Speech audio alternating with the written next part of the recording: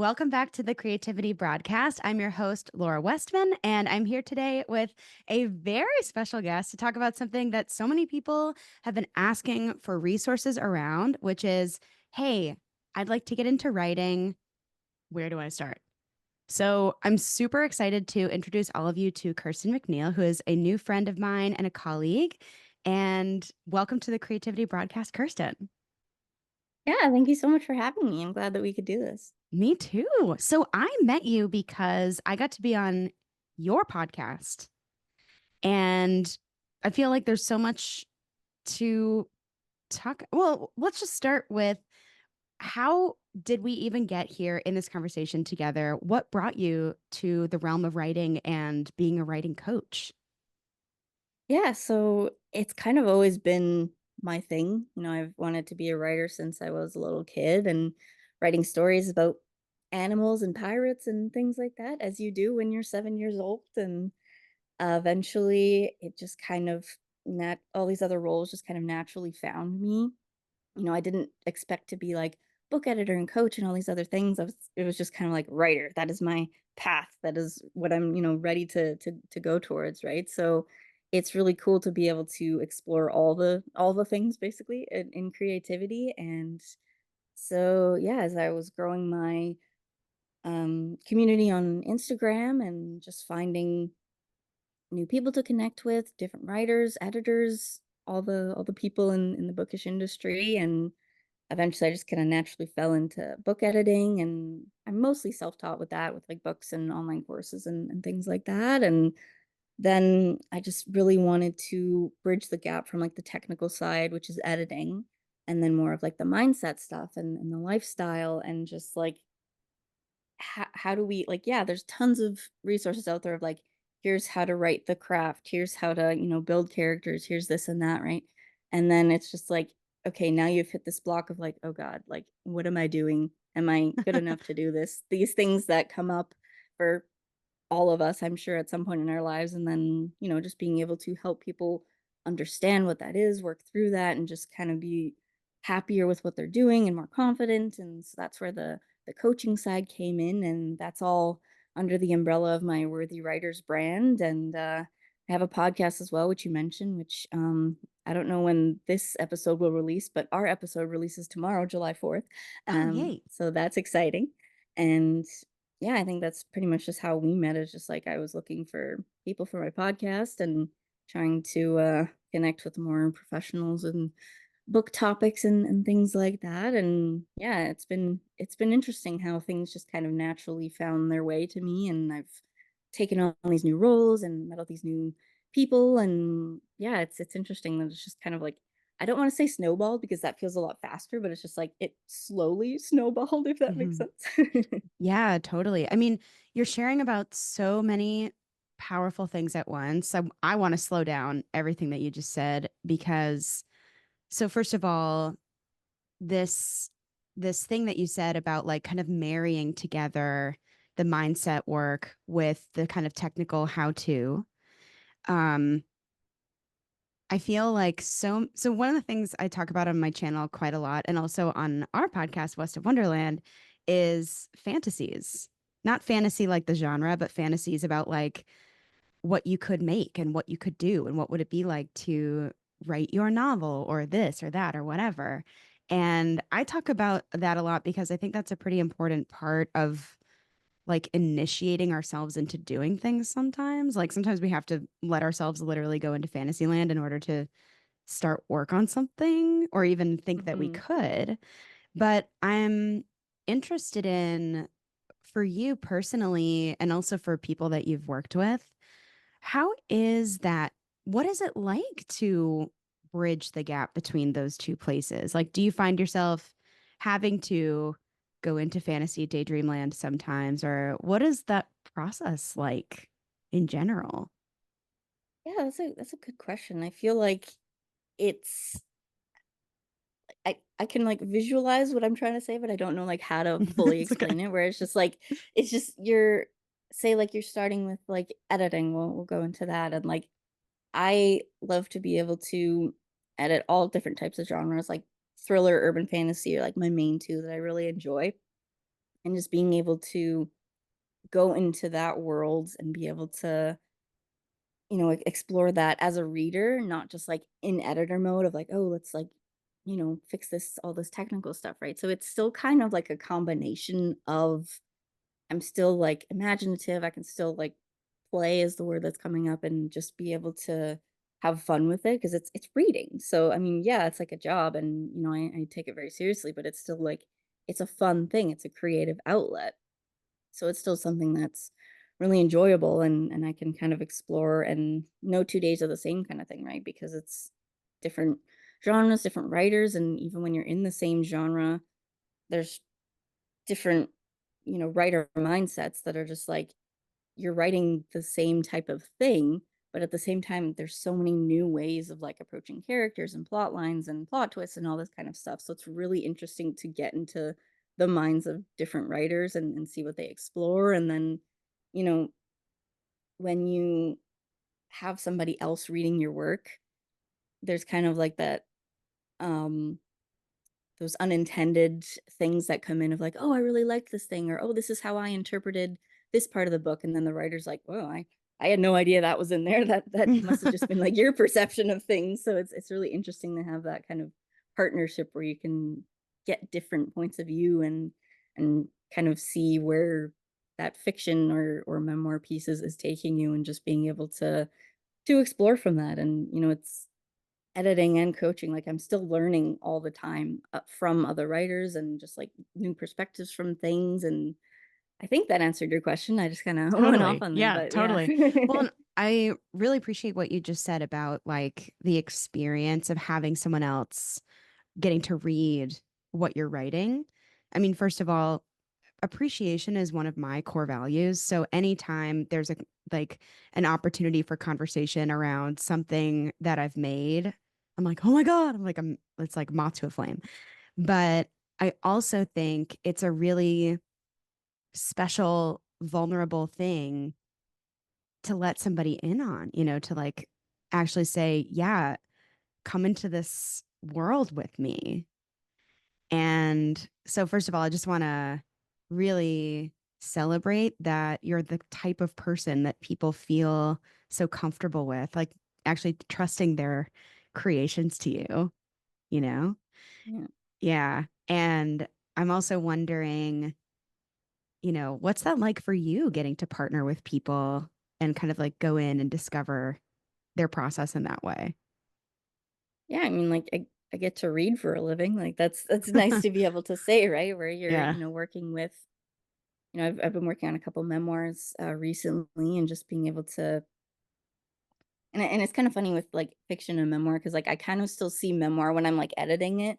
It's still kind of like characters and plot lines and how you're telling the story, but, like, you're the character and things like that, right? So it's an interesting approach to being able to see it as still like, "Okay, how are you telling the story?" I'm not necessarily critiquing like, "Oh, like, this is wrong." It's like, "Well, this is the life that happened for this person." So it's more just like, how are you telling the story and being able to bring that to life, right? So it's really great to be able to be part of the process where I'm helping them get the words out, find the right words, be able to share the story that's like in your mind and like you're trying to put it on the page and be able to explain yourself in a way that you can connect with the reader and just be able to, make them bring out that imagination and be able to experience the story how you kind of envisioned it. And yeah, it's just I'm just really grateful to be part of that process for writers and being able to help them be like, I have these thoughts, like how do I present them in the best way, right? Because I think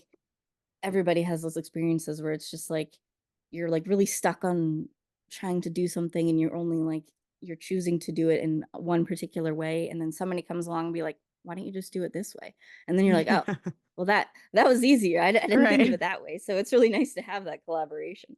Super duper. I mean, as a writer myself, I think some of the most powerful moments of writing have been in tandem with another person, like being not only receptive to feedback, but also the value add that it is to have somebody who's got such a great eye and such a great imagination to be able to add to everything that you have. Like, I when I was writing my self-help book, How to Be Creative in the Age of Digital Noise, I knew I had gotten to a point where I needed other eyes because I was like, it all looks the same to me. And that and it also all sounds bad. And I know it's not logically. So this is probably a moment where I should like receive some help, like partner with someone, you know? And it made a really big difference. It's the thing that actually had it end up getting published instead of just being yet another Google Doc, you know, wasting away on my computer. And And usually your brain is like, I'm tired. I know what you're trying to say, so I'm just going to tell you what you're trying to say there so that you don't look for any changes or things like that. Like, so it's kind of Yeah. like the more you read it, the more it's like you're trying to force your brain to pick up the edits and stuff. But it's just like, no, I knew what you meant. Keep going. We'll Yeah. fix this later. But it's just like, yeah, it's good to have that fresh pair of eyes to be like, yeah, like, we always know what we mean to say and how we mean to say it, right? But then there's always those misinterpretations or like different interpretations that come in that's just like it needs to go to somebody else that has never experienced it before that's like, okay, this is how I would see it. So we want to make sure that your meaning comes through. Totally. And it's also so helpful to have the feedback loop of like what's working too. You Hmm. know, like, oh, I wanted it to land this way with the reader. And when it does, you're like, oh, great. It's Yeah, that's working. Yeah, exactly. That's one thing that I really like to do with my comments too, where it's not just like, "Oh, fix this, fix this, fix this." It's like, "Oh, like I really liked this and like this made me laugh and this made me feel this and stuff like that." So I like being able to experience it as a reader, not just an editor of like, here's, the red that's coming back to you with all the track changes and stuff like that. It's like there's still some good qualities. There's still some good things as I think we all kind of, I think we've talked about this a lot, but like we want that internal validation first, but it's nice to have that external validation where you're just like, yeah, like, people are liking what I'm doing and this is where my strengths are. I kind of suspected that's where it was, but it's kind of nice to just have that confirmation like, yeah, like this is really working. This is what, I'm good at and these are areas where I can do better at. 100%. Well, I'd love to talk a little bit more about your brand, your podcast, and also your Facebook community. The I think Worthy Writers is such a powerful title. It's such a powerful place to stand as an artistic person. And I mean, I have like heaps of praise to like pile upon you, both around your Facebook community, which is, I know I'm a little bit of a lurker, but like I lurk. You know, like I read things, Yeah. I pay attention, I get inspired. And so I want to thank you because it's like such a service to have a space like that and to receive that level of inspiration and reminders about what I'm working on. But also your podcast is so great. Like before we recorded together, I was like, oh, let me get on there and listen and like get to know you and get to know the vibe of the podcast. And what I found myself doing instead was getting completely just like engrossed in the stories that you were reading and so excited to follow the writers of those on their YouTube channels. And you know what I mean? Like it's a really cool, beautiful thing that you've created. Yeah, thank you. I really appreciate that. And I'm glad that you did listen to episodes beforehand. I know like for myself, if I want to be on a podcast, I listen to at least one episode, but there are some people who are just like, I'm going to apply to every single podcast I've ever known and they don't really Yeah.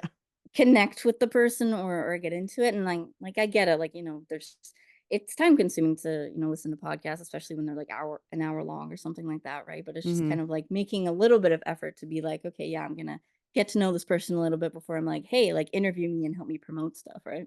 Totally. I mean, I also think, you know, as a person who like goes out to other people's podcasts, you know, to me personally, I don't ever want to take that opportunity for granted.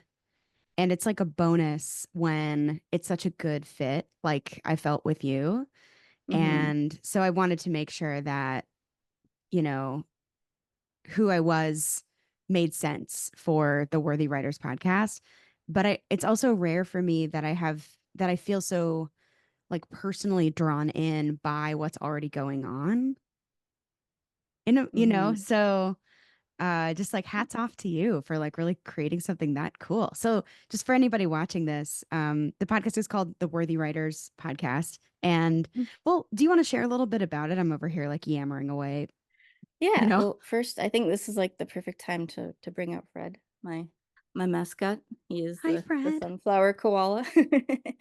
um, yeah, so Worthy Writers Podcast, I started it 3, 4 years ago, I think. The first season I had like 10 episodes or something. It was more just me like kind of sharing about my experiences and just kind of sharing advice, things that I've learned and things like that. And then I had to take a break for a while. And then when I got back into it, it was just like, if I'm gonna do weekly episodes, I need help.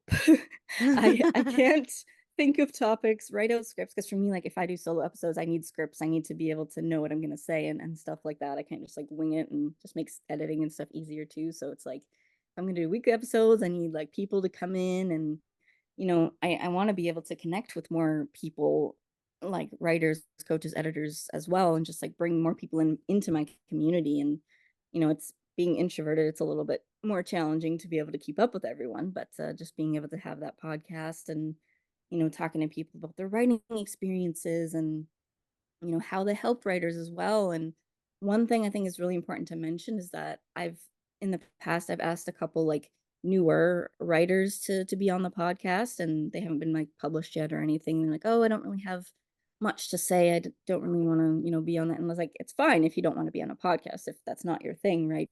But I think it's still important that you to know that like you do have something to say. You know what interests you about writing, you know why you want to be a writer, you know what you Mm. want to write. Typically, if you're kind of still, even if you're new, you still have something that you want to share. And I think that's really important to have a broader range of experiences as opposed to like a lot of like business podcasts that I listen to. It's like, yeah, you want to listen to people who are successful and who have made it and who have, you know, found their process to find that success. And like sometimes you just want to find people that are relatable as opposed to the $1 million business owners, and you want to be able to see like, oh yeah, I went through that, or I'm currently going through that, and just being able to connect with people that way and meet people on their level as opposed to just like you kind of being the, I don't want to say lesser person, but like feeling like the lesser Mhm. writer and then looking up to all these people and being, oh yeah, like she's at that point in her career. She's at that point, and that comparison thing that comes in, right? So it's just nice to be able to have lots of different experiences, lots of different types of writers and editors and coaches that come in to just share. And for the most part, a lot of the people that I've talked to share similar like values and things like that, like you and I. And sometimes there are things they're like, "Ah, I wouldn't have said that personally," but it's nice to have those conflicting opinions as well, where it's just like, okay, something to think about and open that discussion, right? Totally. I mean, sometimes it can create cool friction, which is sometimes part of, working anything out creatively is friction. Like, I think that's always kind of neat when things are challenged. But I do also think, the thing that you just said is super wise about if the people that we're always listening to and looking up to are like the most successful people in the thing that we're doing. Of course, there's value in doing that. They succeeded inside of an industry, like, and they've Hmm. accomplished something really amazing. And that involved this amazing work of art that, of course, was probably not easy to do.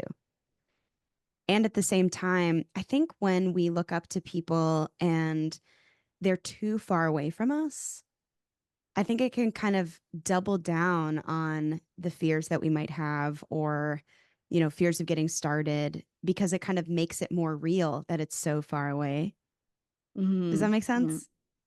Yeah, and I think like there's not enough about like that middle ground where like, you're either a new writer or you're like you've made it, you've like have a publisher or an agent or whatever, but like some writers they don't want like if you're self-published, they don't typically want full time being self-published because that's a lot of work and not everyone wants to make this their full business. So it's just kind of nice to normalize more of that stuff where it's just like this is one aspect of you, and now there's all Mhm. these other things that you want to do that make up like your income or your lifestyle or things like that, right?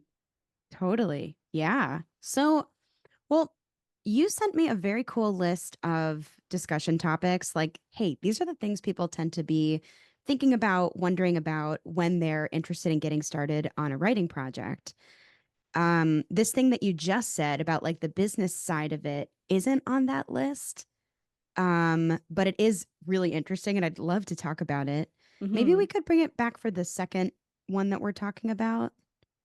Yeah. Okay, I'm cool. I don't want to happy to forget do that. that. That's really neat. So, spoiler alert for all of you watching this. Today's video is going to be about getting started.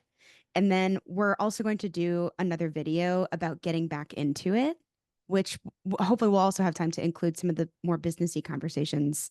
Because I think people are really curious about that. Mhm. Yeah. Yeah, cool. So the first discussion topic that you sent over were was like it was like the umbrella was fear, and there were a number of different fears under there. So we have like fear of getting started, what will people think, you know, overwhelm of starting. So what's here? Like what's important for you to get to share with people who might be interested in that and kind of encountering that level of fear? Mhm. Yeah, I think I mainly did that umbrella of fear because that's kind of like the underlying thing that holds us back from doing writing and publishing, especially because like we've talked about is like writing is really vulnerable, whether you're writing fiction or memoir, right? You're creating something, you're putting your passion and yourself into it. So it's just like when you share it publicly, you're opening yourself up to the criticism and all that kind of stuff, right? So it's like Mm-hmm. fear is like the starting point of everything, and then it kind of branches off into all these other, stress and doubt and criticism and just all these other thoughts that come into our minds, and our minds are mean to us. So Mm-hmm. that's a lot of things come into that when, you know, where can we start here? Yeah, so the first thing instead of just the fear of getting started, and I Mm-hmm. think that connects really well to like the overwhelm thing because I find like when we think of okay, my goal is to publish a book, that's it, at first it feels like one small thing, but then it's just like okay, that's the end goal. Now how do I fill in the steps to get there, right? So it's just like it starts with writing the book, whether it's like drafting or researching or looking at Pinterest for like character collages or like settings or something like that. Everyone's going to have a different thing of like this is the easiest place for me to start, so let's go here, right? So it's just like when you break it down, it's really easy, but then when you think of like, okay, there's all these things that come into publishing and sharing a book, and then that fear comes in, and then it's just like that deer in headlights where it's just like, oh, okay, I'm just gonna avoid it because I don't know what I'm doing. There's too many things that need to be done. So then it's just kind of like that procrastination comes in, and you're just like, yeah, I'll do it tomorrow, and then tomorrow becomes tomorrow, and then the string goes on from there, right? And just being able to figure out, "Hey, how do I just push that fear away a little bit and just go for it?" Right? Because there's that thing of, like, I don't know if it's like a quote or a cliche or something, but, like, bravery is or there's fear and then bravery is doing it anyway or something like that, right? Where it's just like, Mm-hmm. you can coexist with fear and everything and still be able to move forward and find the momentum and be able to write and do what you want, and yeah, when that overwhelm comes in of just like there's too much to do, I don't know what I'm doing, and then you just avoid because it's easier not to, right? Because obviously we want things to be easier and fun and avoid the challenges, right? But Mm-hmm. more often than not, when you figure out, maybe take a step back for a bit and then you come back, and then usually it's not as bad when we're trying to figure out the next steps or trying to get over a challenge or something, right? So true. Like sometimes that first initiating step is the hardest one. Mhm. I often think too, you know, I don't have as much experience writing as I do with other art forms necessarily, but I do think I've been helped by the mentality of like a full page is better than an empty page. Even if the full page isn't very good, like you do kind of need to create something. And usually when you have created something, more something is available. Mhm. Yeah. I feel like there's probably some kind of mathematical principle related to that. I don't know. It's not really my area, you Yeah. know? Yeah. But yeah. Yeah, And but what, yeah, go ahead.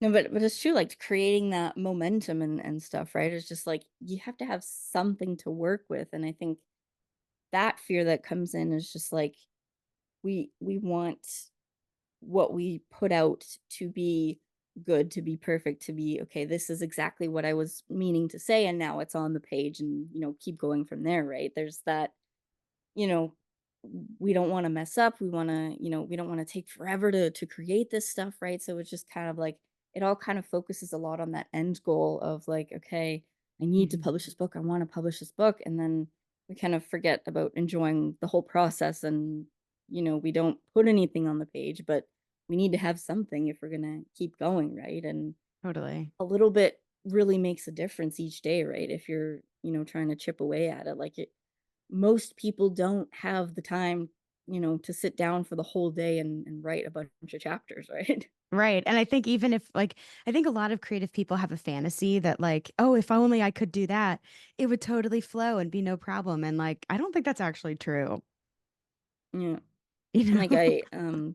Stephen King comes up a lot in the conversations I've had because, like, he is a full-time writer who publishes, like, 4 books a year or whatever, and it's just like, yeah, but that's Stephen King, and he grew up in a way where, traditional publishing was the only way to go, and, he's built a repertoire of how many unfinished drafts that he's probably pulling from to get all these books done, and he writes all the time, and, like, that's his thing, and, like, if you wanna become Stephen King, it is possible, like, you're not gonna be exactly him, but, it's if you want to follow that route, that's great, but if you don't want to, and if you physically just cannot, then that's totally fine too, like, you'll still be able to get it done, it's just about, if you don't work on it, then it's not gonna get done, right?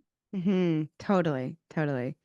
Well, so on that note, one of the other discussion points that you had shared with me was about, "Hey, it's never too late to get started," and I feel like I'd love to hear more about what that really means to you, because I think that's something that a lot of people can hear and then drive past really fast, like, "Ah," you know? Mhm. Yeah, so tell us some more about that. Yeah, so I've had a couple people on the podcast who didn't start writing until like their 50s or 60s, whatever, and like writing books and stories and blogs and all that kind of stuff, right? And it's just like writing isn't something that like you need to retire from. It's not like something that's just like, oh, you get into Mm, the job at 18 and then you do the work and then, whatever. Like it's a creative outlet. And if you can make money from it, great. Like that's it's a great, you know, way to go about, you know, being able to keep creating and making a living as well. But, if you want to write a book.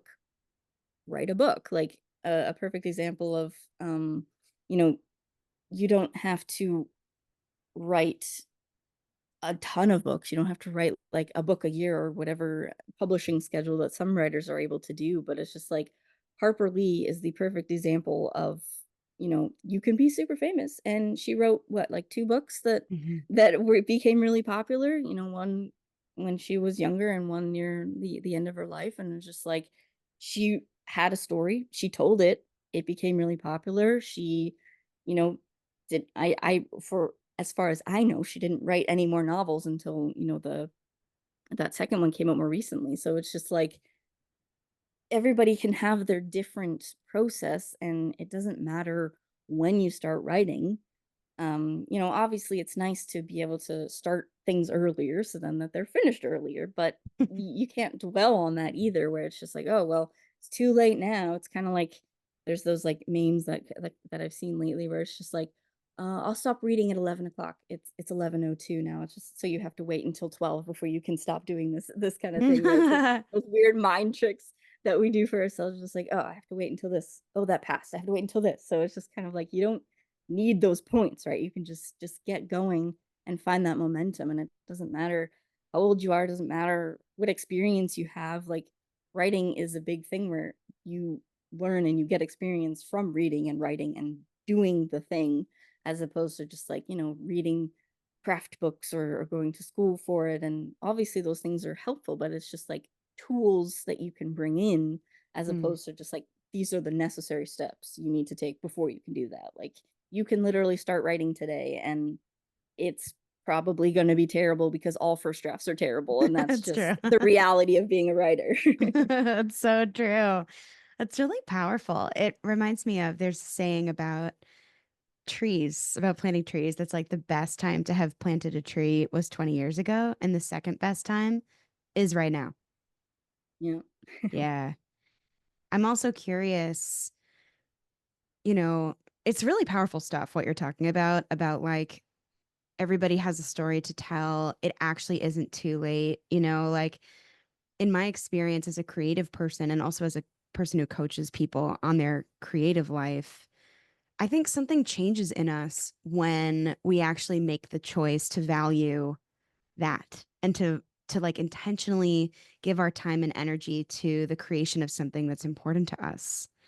And I mean, I feel that acutely in my own life because of how many years I spent doing other things, and kind of believing what the culture has been, trying to make us believe about like how our creative pursuits, you know, aren't immediately money generating and therefore not as valuable, and it's sort of like Mhm. it's a bit of a spirit killer, I think, and anyway, all of this is to say I'm really curious too about the change you may have seen in people, either something you've experienced for you or with any of your coaching clients. Like, what is different for people on the other side of finishing something like their book?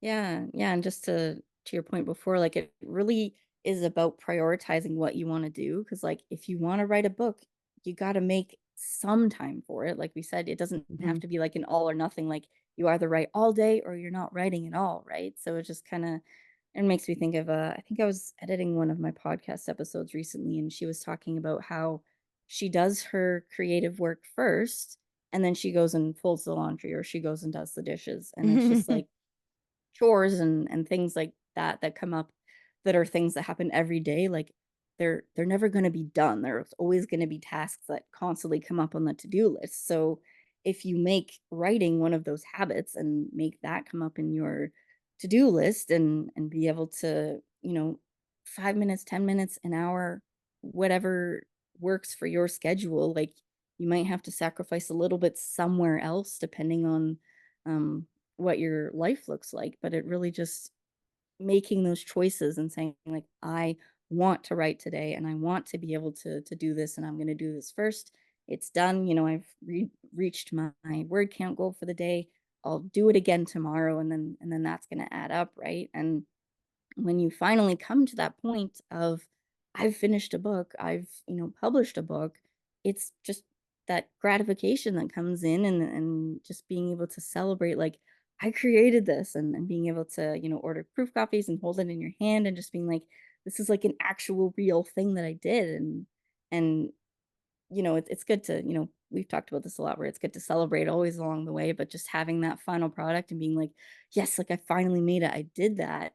It just being able to celebrate that and just knowing that you have accomplished it, and looking back, you probably won't remember all the challenges that came up or even all the celebrations that came up, right? It's kind of like your brain your brain and memory is not always great. So it's just like you fill in your own blanks as you get older and go through different processes and stages of your life, right? So it's just like being able to celebrate in that moment and getting there, and just, trying to translate that end goal celebration into more of the day-to-day stuff is really important, I think.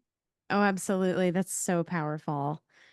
I It was a very cool moment when I held my book in my hand. Yeah, it's like I really do think we are changed, like our cells rearrange or something when we can actually physically hold something like that we've worked so hard on to create. Like it's so real. Mhm. Yeah. And I think one of the challenging parts of getting to that point is just like writing is like the longest creative act that you can do. Like, if you think of like painting, typically you can complete something in a day, or, if you're an athlete and you're playing a game and you're running a race, typically it's like that day you're going to go from start to finish. Hmm. So being able to try to translate that to writing is a little bit tougher because it's like the start was, say the start of 2024, the end is like, who knows where the end is going to be, right? So it's kind of it gets kind of discouraging, I guess, for a lot of writers to be like, okay, how do I keep going? How do I, I'm out of breath and I'm out of ideas. I'm, just struggling to keep that momentum up because it's like I know for myself, coming up with book ideas is great. Like you can think of ideas all day, every day, but then it comes down to like, okay, you got to commit to one and you have to actually finish it. Then it's like, oh, well, I didn't sign up for that. All I right. kind of This did. is a different game now. Yeah. Okay. Totally. It's funny in my course, Creative Clear Out, I have a module that's basically about these different lanes of our creativity that we need to be in order to get something completed. So that really speaks to me of like, oh, there's actually like these different stages in these different times. But I was also going to say before Creative Clear Out was Creative Clear Out, I ran a program, sort of like the seed for Creative Clear Out that I named, it's a terrible name, Tangible Creatives Academy. Because that's what it was about. It was about like actually Yeah. making your thing, like having a real thing. And I know it's Mhm. not a very sexy name, like tangible, but it also, I think, really speaks to one of the most satisfying parts of the process is like when you actually have this amazing fruit of your labor, and often I think with writing, it's a thing that so many of us have felt a very strong connection to, and even like a romantic connection with over the years of like how wonderful it would be to really get to write something meaningful. And yeah, I just think that's super, super powerful. And so if we're, here on the Creativity Broadcast, I'm all about helping spark ideas, but also helping people move in the direction of these things becoming real, tangible, if you will. And so, like you said, it's really fun to kind of go into fantasy land sometimes about like the book ideas and also the kind of coaching that I do. I'm also like the first person who's going to be like, let's not only go into fantasy land about the book, but let's think about your life when the book is real and what other visions do you have of the, like I love to daydream and kind of use that to our creative advantage there. Point being, let's talk a little bit about some really powerful small actions. If folks are like, I'm interested in this, I want to move in the direction of this and set myself up to make this a real thing for me, what would you say is like best number one pro tip place to get started? Yeah. So I think the number one thing is just to find a place to keep everything organized. So if you just want to do one quick thing today, you can just create a folder on your computer, title it my first novel, my fantasy novel, my something novel, just to be like, okay, this is tangible now. This is a folder that you've created. That's gonna put all your content for your novel in there, and then that's the step one. And then if that's all you do today, that's fine. You've done something towards starting to create your novel. Totally. It's almost like you've opened the portal. You're like, okay, Yeah. this is where it gets to live? So if this step is speaking to you, I want to recommend that you go ahead and pause this video right now and go ahead and do it. Just take the action right now. Okay. Yeah. So, wow, having a real place. That's like a claiming. That's saying, like, hey, this Mhm. is a real thing. This is going to take up space in my life now. Yeah. And then if you keep it like on your desktop or something, then it's just like it's always staring at you. And it's kind of like we were talking before we were recording. I was like, I live like 2 minutes away from the gym. So I have no excuse to just walk down there and go there a few days a week. Right. So it's kind of one of those things where it's like when it's in your face, it's like, oh yeah, I gotta do something with that. I gotta do something with that. So, if you just choose those one small little thing you can do every day, it could just even like if you don't mind me talking about little more small steps that we can do of just like just open a bunch of Word docs or whatever you use and just title them things like character profiles, plot points, just things that you can open up and explore. Because I think that's one thing that people are afraid of as well is just that exploration part of just like they want to complete it. They want to go from A to Z and, have Mm, those set things in place. But it's just like, it's okay to just have fun with it and explore. And like maybe not everything makes it into a book, and that's totally fine because that's helping you get to that point where it's just like, okay, so this didn't work, but that gave me ideas for this thing that will work, right? So it's just like, just title thing, open documents, start doing random things every day. And just, even if you just write one word or one sentence every day, you're building on that and you're starting something and you're working towards it. Even if it's small, it doesn't matter. Like, it's going to add up. It's so great. It's like any of it is forward motion. Yeah. Yeah. So that's so cool. It's also so maddening, I think, sometimes as a creative person when we have this goal in mind and we're like, this is the thing I'm working on. Music's like this too, right? Where there's like a finished picture that you're heading toward. But the meandering and the side quests and the, oh, let's explore this, or that's not going to make it this time. Those are actually really important. I think because they can not only like color and inform where we're going, but I think they also keep the intention of the creativity very pure because it is about following inspiration and seeing what happens down this corridor and experimenting and tinkering and like letting it be fun, you know? I think Hmm. sometimes when we get so focused on, I mean, I'm a coach, I'm never going to be like, don't set a goal. But when we are working toward goals in our creative life, I think sometimes our, goal oriented, like right brain side of us can get a little bit domineering and we sort of lose the magic of the exploration, you know? Mhm. Yeah, and I think, like, what's in our brain always ends up differently than what's gonna be on the page, so just trying to Mm. translate that and work that out. Because, like, I'm a good writer, I am not a good artist. I can picture great things in my mind, but if I would try to draw something, stick figures, like, that's the best I can do. I can draw a cute little bat, like, but that's, like, really simple lines, so it's just like, it's never gonna turn out how I want it from my brain, so just kind of keeping that in mind too, where it's just like, trying to bring that from your mind and imagination into the real world is gonna be a process. So, it might not always turn out how you want it to. And luckily with words, we can type things and the words look good and we don't have to worry to have artistic ability to write down things. So we're good.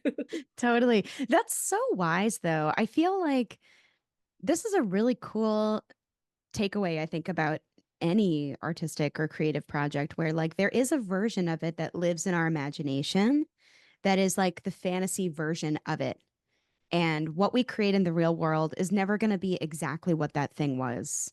And part of that is because of the translation that needs to occur into a particular medium and because other people are going to take things in, And I think it's really honoring of the creative process to acknowledge that those two things they're both very real and the translation is also very real. And it should Mhm. change, you know? I have the song that I wrote on my first EP. It's called The Garden. And the idea in that song is one of the like themes in that song is that, we might move on from things in life, but we'll always have the memory. And like that is a place where you can go and hang out if you want to remember it and be in it and treasure it. And I feel like that's also true of our creative ideas too, is like we'll always have that fantasy idea in our minds. And it's totally cool to go back there. And it's also very empowering to remember that it's going to turn out different than that. And that's okay. Mhm. And sometimes it might even be better, like, maybe the base idea was just the starting point, and then they're like, "Oh, okay, Hmm. this works a little bit better," and, even with writing, I can't tell you how many times I've written something, gone back to it the next day or another day, and it's just like, "What was I trying to say? Like, what are even these words, and how did I order them, and how does that even not make sense anymore?" Totally. It's like, remember when we talked and I was like, I'm really freaking out. I got this big tattoo. I'm feeling really bad, like, Yeah. and I think you had said, like, oh, maybe it can go into writing or something like that. And so I went in and I just sort of like let it become a scene. And it's so funny because now I'm like, I don't know where that scene is going to go, but I'm glad that it's there. And also, maybe it Yeah. doesn't go anywhere ever, I don't Mhm. know. I read it again recently and I was like, cool, but what does it mean? I don't know. I don't know. Yeah. But it was really helping me Yeah. process some stuff. Like it was pretty cool actually. Yeah. Yeah, and sometimes that's just what you need, right? And like I talk a lot about like purpose and writing and stuff like that. And sometimes the purpose is just to be created, get it out of your head, and then you don't look at it again and for the rest of your life, right? It's just like for you, like that's what you needed to just kind of get more used to like your tattoo and just process that out. And then, it doesn't have to make sense anymore. Like it served its purpose and now it's done, Mm-hmm. Totally. It doesn't have to make sense anymore. I love it. right? I love it. All right. Well, I want to thank you so much for spending time with us today here on the Creativity Broadcast. And for anybody watching, go ahead and drop some love in the comments for Kirsten. If you want to follow her podcast or follow her on Instagram, or is it okay if I link your Facebook group here too if people Yeah. want to join? Okay. I'll put all of that below and let us know. Are you going to start anything new? What kinds of inspiration did you get from this video? And if you want more content like this, go ahead and like and subscribe. And I'll see you soon here on the Creativity Broadcast.